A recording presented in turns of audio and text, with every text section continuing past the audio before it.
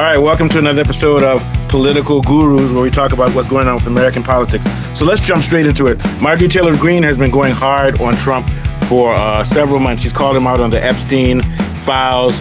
She's also called him out on moving away from what seems to be things that are in America's interest. And it's starting to look like, with Marjorie Taylor Greene, she's starting something within the MAGA, which is a Christian right movement, which maybe domestically you may not agree with a lot of the stuff she says, but she's right on point when it comes to foreign things. She's contradicted Trump on the Palestine-Israel thing, saying that Palestinians should be able to get visas to come to America for their legs if they can pay for it, like for limb amputations and things.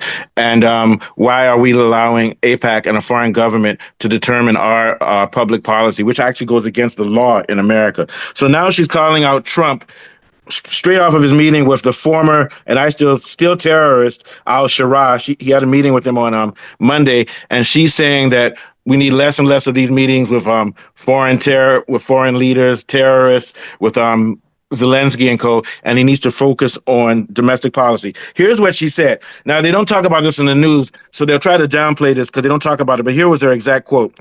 She said, "The new leader of Syria is a former al-Qaeda terrorist wanted by our government who is meeting with President Trump today at the White House on the U.S. Marines' 250th anniversary.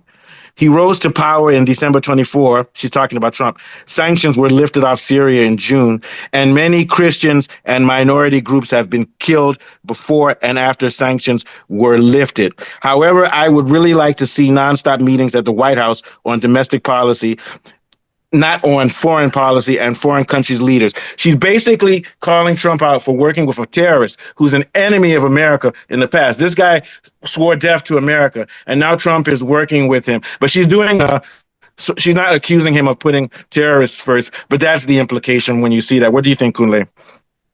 Yeah, I mean, clearly, Trump is still the MAGA is more focused on domestic policy and what goes on at home and investment at home. And Trump seems to be invested in these foreign policies and these foreign wars, which MAGA, does have a genuinely anti-Semitic base and does not like the idea that we're spending all this money in Syria in particular, because Syria is basically a target, one of Israel's many targets. And the investment in this terrorist group. And don't forget, Syria was also where ISIS money was initially based, with the Syrian cement company and all of that. Yeah. So Syria is a big problem for MAGA because this is one of the major investments. It's very visible that they're doing so because they're catering to Israel's demands. And as we all know, because Marjorie Taylor Greene is not funded by any AIPAC or Israeli-backed organization, she's extremely dangerous to that cause for them. So I do also feel that, well, because she's a blonde lady, people will be afraid to, place her in dangerous. Yeah, basically they'll be afraid to. We all know that the holiest thing. I think I'll paraphrase, the holiest thing in America is a blonde white lady from the South. You don't mess with them. So that's why she's able to go against Trump. And Trump's response was that, I think she's lost her way, but she's a nice person. That's a very, very benign attack from Trump, because we know Trump usually goes hard on people. He said she lost her way. And here's what she said. She said, "I have not lost my way." She said two things, which is very good. She said, "I haven't lost my way because I'm saying put America first." She's saying that after pointing out that he's doing business with terrorists who are killing Christians. Then she said, "I haven't lost my way. Christ is the way." Do you see the words she's using? So she's identifying only. Yeah, she's identifying America first only and Christian, which is what I think MAGA is. It's a Christian right movement, which is actually looking more progressive now when it comes to economics when it comes to social welfare for Americans than the Democrats now. Because we all know that she fought to keep the SNAP food payments and healthcare, Obamacare. She defended Obamacare. So more and more you're seeing her frame MAGA as America first, Christian values, not all of these wars. So because she's basically saying that Christians are being persecuted in Syria, where Trump is saying they're being persecuted in Nigeria for reasons. So she's flipping it and saying that Trump is supporting someone who's killing Christians right now in Syria. So it's very clear now that she's framing herself as the leader of MAGA, and whether she realizes it or not, she's framing Trump as a neoliberal. Neoliberals believe in free market, doing whatever you want all over the world, intervening in countries if it helps the market. And we saw that with Trump giving 20 billion, 40 billion to Argentina, because as long as they keep their rogue free market system in. So my argument in the title of this show is that she's MAGA, she's put America first, and Trump is nothing more than a new neoliberal, just like Biden and co. It's just that he's added the extra sauce of being authoritarian at home. And let's go back to what Trump said. He said she lost her way, and she once again, I'm going to repeat what she said. She said, I haven't lost my way. I stand for my constituents. They put me in office. And this is what her theory has always been. I don't do what I want to do. I do what my bosses do. And her bosses are the people on the ground. It seems like Trump's bosses are the CIA and the banks. What are your thoughts on that, Kunle? Well, Trump's bosses are primarily APAC, the big business, the oligarchs, and the big tech companies. Because if you even look at another difference that Marjorie Taylor Greene has, apart from healthcare, apart from these investments, is also issues on immigration. And Trump has bowed down to the big oligarchs who want these HB1 visas for these top immigrants. And Amaga is against this. This is a very big vocal issue that they've been complaining that they don't want any immigrants, whether they're legal or illegal. And this is another issue that Trump is different. So the question is, what's going to happen is it going to be that Trump is going to be in a fight with Marjorie Taylor Greene for who controls the MAGA base? Or is it a foregone conclusion that Marjorie Taylor Greene owns the MAGA base and people are going to move away from Trump to the MAGA base? That's a very I think that's what it is. Here's what it is. I think Trump is actually softened now that even when he lost to the Democrats, I think Trump has he's actually softened a little bit, and he's not fighting people anymore, because I think he realized he got what he wanted, which was his second term. And I think now that he's got it in his second term, he's not going to be adamant about MAGA. I think MAGA was just a platform he used to get into power. And I think lately he's been disinterested in MAGA. He hasn't been trying to cater to them. And I don't think he cares that his numbers are going down. I think with Trump, you're seeing someone now who is getting a little bit old, getting a little bit demented, a little bit, and is tired of these battles and is actually losing his teeth a little bit. But I'm not dissing him. I'm just saying he's already done what he's done. You know what they say in Nigeria? Don't do. You've already made it.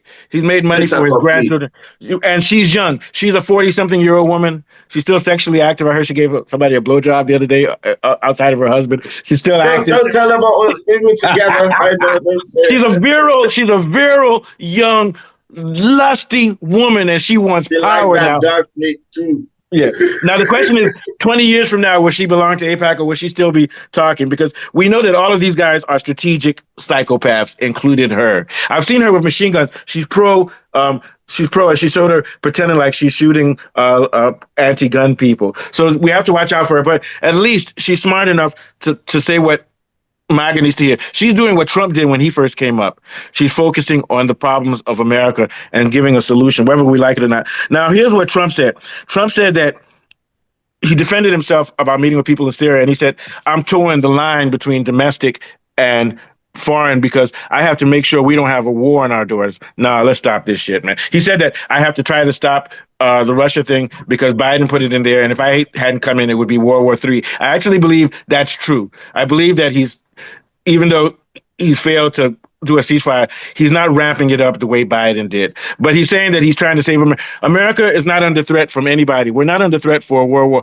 Him saying that he wants to bomb Venezuela, that's what will escalate to a world war, because it's going to bring Russia in it and China. Him allowing Israel to attack Iran has now made it so that Iran is definitely going to make their nuclear weapons. And now Russia and China are giving Iran, and also North Korea, are giving them materials to build weapons. So I'm just basically saying she should counter him on that. Trump has become more of a war hawk, and his actions, his neoliberal, because we know neoliberalism and neoconservatism try to make alignments with other people in the world based on corporate interests. But they take an antagonistic view against Russia and China, which is very, very dangerous. So his international movements that he's doing right now are sowing more chaos and putting the world in more danger. So I'm just saying that to counter his point, and I'll end on that. So and I'll also end on Marjorie Taylor Greene is saying we are supposed to become an isolationist country, focusing internally on what we can do to get better. The only counter that Trump may be able to give her is that we live in a global world, so we still have to do some global international mechanisms with people. But that doesn't mean you start wars with people and put tariffs. It means that if America also has to have an international dynamic in which we work with other countries, just like Russia and China do. That's all BRICS is. BRICS is international policy. It's a trade policy. So, but Trump's going about it the wrong way. You don't do it by arming. He said he wants to send Tomahawk missiles to Ukraine. He says he wants to bomb Venezuela, probably to take its oil. That's not how you interact internationally for the betterment of your country. You do it through negotiations and trade, and also use some leverage. Once in a while, you can put sanctions on countries if they're doing something that's aggressive to you. So I'll end it with that. What are your thoughts, Kunle, on that last part? I think the international it's dynamic. interesting that Trump was saying that Marjorie Taylor Greene had lost her way. I think what he's trying to say but can't say is that she's being naive about what happens when you find yourself in the presidency. And I can remember what Putin said. He said that Clinton, Obama, Bush, Trump, now that they're all the same. They are, Jeffrey Sachs said it, that they're all coming with these ideas about what they want to do. And then these men in dark suits come and tell them exactly what to do and where to send their weapons and the policies. And then they suddenly, all their ideas disappear, and then they suddenly toe a line that they're being told to toe from the men in black suits. When he says, yeah, but who does it sound like is doing that? Ironically, or the CIA. Ironically, who is that happening to now as we speak? Trump. Yes, that's what happened to Trump now. Yes, it's happening. Yeah, but he said she lost her way and she's naive. Because if you look at his foreign policy, it's not actually that different from everybody else that has preceded him. No matter what. No, it's a little bit different. He's friendly. He met with he met with Putin and shook hands. And he's actually now that he's in office, I can literally say that Russia and America have I won't call it friendly, but they have a mutual respect relationship now. If you simply because even America is still arming Ukraine. Yeah, but what they're giving Ukraine, really, it's actually money laundering. Them selling them. Here's what they're doing: they're sending them useless weapons, and as soon as the weapons land in Ukraine, Russia blows them up. So it could even be a setup. You get my point? So what I'm trying to say is that they're not what the arming that he's giving to. Because if you notice, Putin would refuse to talk to Biden, but he talks to Trump. So would that mean we know that Putin is strategic? If Putin is still saying, Trump, I don't appreciate you giving weapons, but we can still talk. That shows that whatever Trump is doing, Putin doesn't frame it as being an existential threat, the way he was speaking with Biden. Then he met with Xi and shook hands with Xi, and basically Xi whipped his ass and said, we'll take off these because of these minerals. He met. Biden was not meeting with these people. And when Biden was in office, we were talking about going to war with China. You see what I'm saying? Yep. So yeah, in general, I think those are the two things. And the one main thing that he's escalating is the situation in Iran. He's escalating that, and he's escalating the situation. So ultimately, you're right in that he's no different from the rest of them. It's just a different type of pancake. You can have blueberry pancake, or you can have banana pancake. It's all the same bullshit. So what are your last thoughts before we get out of here? Nigeria's playing. Yeah, I mean, on the optics of Iran, I think Trump has failed. And on the general optics of what's going on with the management of the economy, I think that Trump is now fully under the boot and heel of the dark state now, and he has to do the bidding of the very dark state and swamp that he promised to rid the government of. He's now having to do their bidding. I think that's when he's now trying to tell Taylor Greene that she's lost her way. He's trying to say, you don't know, man, you don't know what the hell's going on here. And I commend Trump that despite that, he is trying to be everything that he does that is out of step or looks unusual. I do believe it's his attempts to break away from that state. But most of these actions are normally like he's trying to break free. Ridiculous thing that you can do without pissing them off. And then he's trying to break free. Trying to do as many of them as possible. And also because there's this line that's being balanced, that they play this WWF game to make sure that the left and the right is equally opposed. And what Trump is trying to do, it was almost being so extreme as to isolate the right, so as to reduce the power of the right. But it simply didn't quite work well for him because of the fact that Marjorie Taylor Greene has actually now given an impetus to people who might not be on the right to say, well, we've identified. I think the American people are smarter than we give them credit for. I think that they are beginning to become sharp to the idea. Oh, yeah. Well, let me tell you what's going on in America now. A lot of the people who voted for Trump, they're saying, hell no, we're not going to go and vote for the Democrats, but also we're not going to vote for the Republicans. What we're going to do now is come together, like in these poor areas, they come together and they babysit for each other while some of them go to work, and they find ways to buy cheap food. So what they're doing is basically socialism. In the redneck parts of America now, people are moving in, like they move in with grandma, grandpa, uncle, everybody, they now live in the same plot of land to cut down expenses. So in other words, they've become apolitical. They're not political anymore. They're just doing communal activity to try to survive. That's what most the propaganda of communism is beginning to fail, because American people are beginning to see Chinese people live better than them. And they're being told communism is evil, but these people are living better than us. And they don't look like they're oppressed. They're traveling out and coming back to their definitely. countries. And if communism sounds better, socialism sounds a lot better. All right, take us out. Very good show. So it's been an interesting look at the developments in MAGA and in the world of the far right, where the two of us don't really matter anyway because of our dark skin. What do you mean, man? I'm looking this is my communist hat. I thought it was my MAGA hat. I love Marjorie Taylor Greene. That's a beautiful blonde woman. Trump, listen to that woman. I'm Uncle Rucker. I ain't black. I'm white. So we just had a nice little interesting discussion on white crime in government. And from myself in Lagos and Mustafa, we do wish you goodbye, farewell, and don't forget to like and subscribe. Don't forget to support Nigeria as we play. We fight Christians as a Christian, and also the Christians. Let's pray for the Christians in Nigeria. Yeah, let's pray for the Christians in Nigeria and the Muslims. And don't forget to like and subscribe. And we'll see you on the next one. That was a nice.